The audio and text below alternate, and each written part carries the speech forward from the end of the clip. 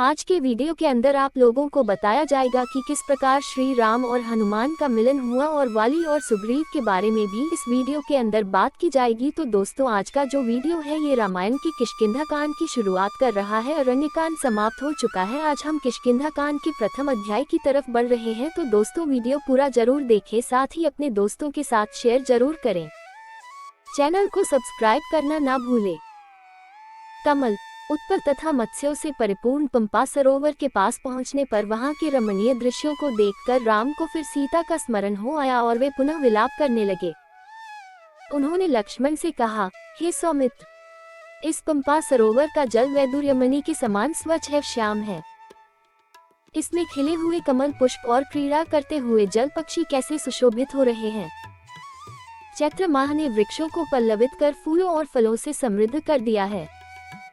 चारों ओर मनोहर सुगंध बिखर रही है। यदि आज सीता भी अपने साथ होती तो इस दृश्य को देखकर उसका हृदय कितना प्रफुल्लित होता। ऐसा प्रतीत होता है कि वसंत रूपी अग्नि मुझे जलाकर भस्म कर देगी। हाँ सीते, तुम न जाने किस दशा में रो रो कर अपना समय बिता रही होगी। मैं कितना अभागा हूँ कि तुम्हें अपने साथ वन में ले आया, परंतु तुम्हारी रक्षा न कर सका। हाँ, पर्वत शिखरों पर नृत्य करते हुए मोरों के साथ कामातुर हुई मोरनियां कैसा नृत्य कर रही हैं। हे लक्ष्मण, जिस स्थान पर सीता होगी, यदि वहां भी इसी प्रकार वसंत खिला होगा तो वह उसके विरह विदग्ध हृदय को कितनी पीड़ा पहुंचा रहा होगा। वह अवश्य ही मेरे वियोग में रो रो कर अपने प्राण दे रही होगी। मैं जानता हूँ, वह मेरे बिना पानी से बाहर निकली हुई मछली की भांति तड़प रही होगी। उसकी वही दशा हो रही होगी जो आज मेरी हो रही है, अपितु मुझसे अधिक ही होगी, क्योंकि स्त्रियां पुरुषों से अधिक भावुक और कोमल होती हैं। ये संपूर्ण दृश्य इतना मनोरम है कि यदि सीता मेरे साथ होती तो इस स्थान को छोड़कर मैं कभी अयोध्या न जाता, सदैव उसके साथ यही रमन करता। किंतु ये तो मेरा स्वप्न मात्र है। आज तो यह अभागा प्यारी सीता के वियोग में वनों में मारा मारा फिर रहा है। जिस सीता ने मेरे लिए महलों के सुखों का परित्याग किया, मैं उसी की वन में रक्षा नहीं कर सका। मैं कैसे ये जीवन धारण करूं? मैं अयोध्या जाकर किसी को क्या बताऊंगा? माता कौशल्या को क्या उत्तर दूंगा? मुझे कुछ सुझाई नहीं देता। मैं इस विपत्ति के पहाड़ के नीचे दबा जा रहा हूँ। मुझे इस विपत्ति से छुटकारे का कोई उपाय नहीं सूझ रहा है। मैं यही पंपासुर में डूबकर अपने प्राण दे दूंगा।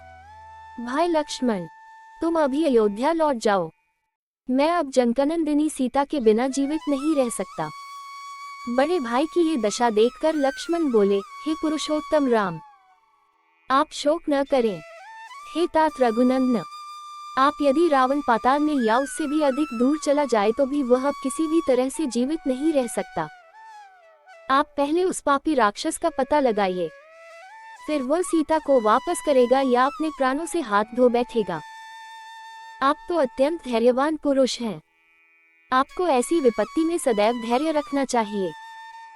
हम लोग अपने धैर्य, उत्साह और पुरुषार्थ के बल पर ही रावण को परास्त करके सीता को मुक्त करा सकेंगे। आप धैर्य धारण करें। लक्ष्मण के इस प्रकार से समझाने पर अत्यंत संतप्त राम ने शोक और मोह का परित्याग करके धैर्य धारण किया। वे पंपा सरोवर को लांघ कर आगे बढ़े। चलते चलते जब वे ऋषिमुख पर्वत के निकट पहुंचे तो अपने साथियों के साथ उस पर्वत पर विचरण करने वाले बलवान वानरराज सुग्रीव ने इन दोनों तेजस्वी युवकों को देखा। इन्हें देखकर सुग्रीव के मन में शंका हुई और उन्होंने अपने मंत्रियों से कहा, निश्चय ही वाली ने इन दोनों धनुर्धारी वीरों को छद्मवेश में भेजा है। भयभीत होकर सुग्रीव अपने मंत्रियों के साथ ऋषिमुख पर्वत के शिखर चले गए। सुग्रीव को इस प्रकार चिंतित देखकर वाक्पटु हनुमान बोले, हे वानरादित्य, वाली तो शापवश यहाँ आ ही नहीं सकता, आप सहसा ऐसे चिंतित क्यों हो रहे हैं? हनुमान के प्रश्न को सुनकर सुग्रीव बोले, मुझे ऐसा प्रतीत होता है कि ये दोनों पुरुष वाली के भेजे हुए गुप्तचर हैं और तपस्वियों का भेष धारण करके हमारी खोज में आए हैं। हमें इनकी ओर से निश्चिंत नहीं होना चाहिए। हनुमान, तुम वेश बदल कर इनके पास जाओ और इनका संपूर्ण भेद ज्ञात करो। यदि मेरा संदेह ठीक हो तो शीघ्र इस विषय में कुछ करना। सुग्रीव का निर्देश पाकर हनुमान भिक्षु का भेष धारण कर राम लक्ष्मण के पास पहुँचे। उन दोनों को प्रणाम करके वे अत्यंत विनीत एवं मृदु वाणी में बोले, हे वीरों, आप दोनों सत्य पराक्रमी एवं देवताओं के समान प्रभावशाली जान पड़ते हैं। आप लोग इस वन्य प्रदेश में किस लिए आए हैं? आपके अंगों की कांति सुवर्ण के समान प्रकाशित हो रही है।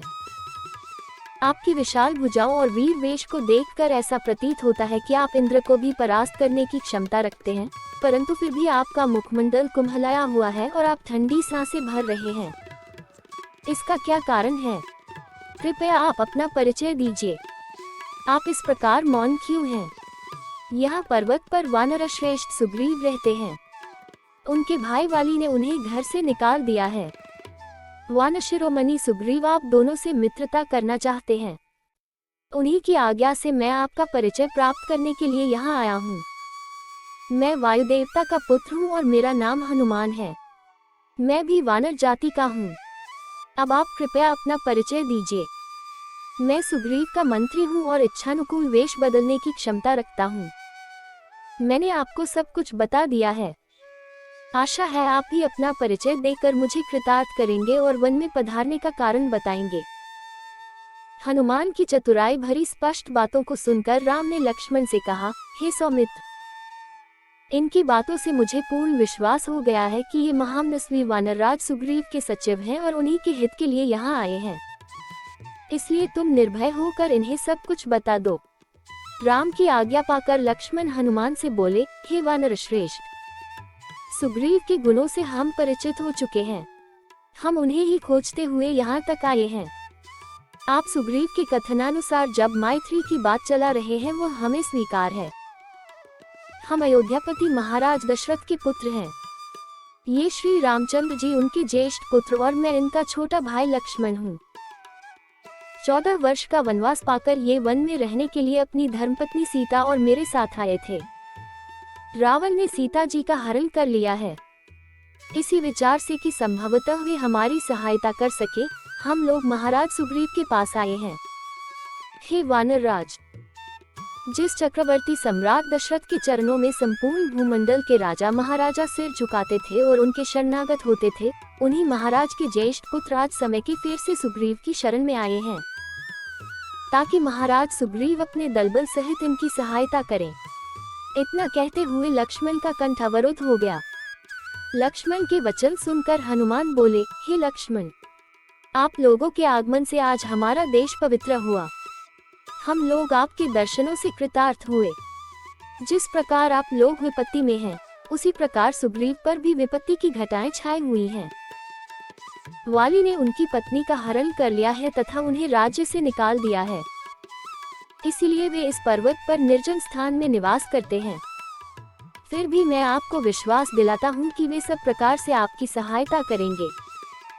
इतना कहकर हनुमान बड़े आदर से रामचंद्र और लक्ष्मण को सुग्रीव के पास ले गए।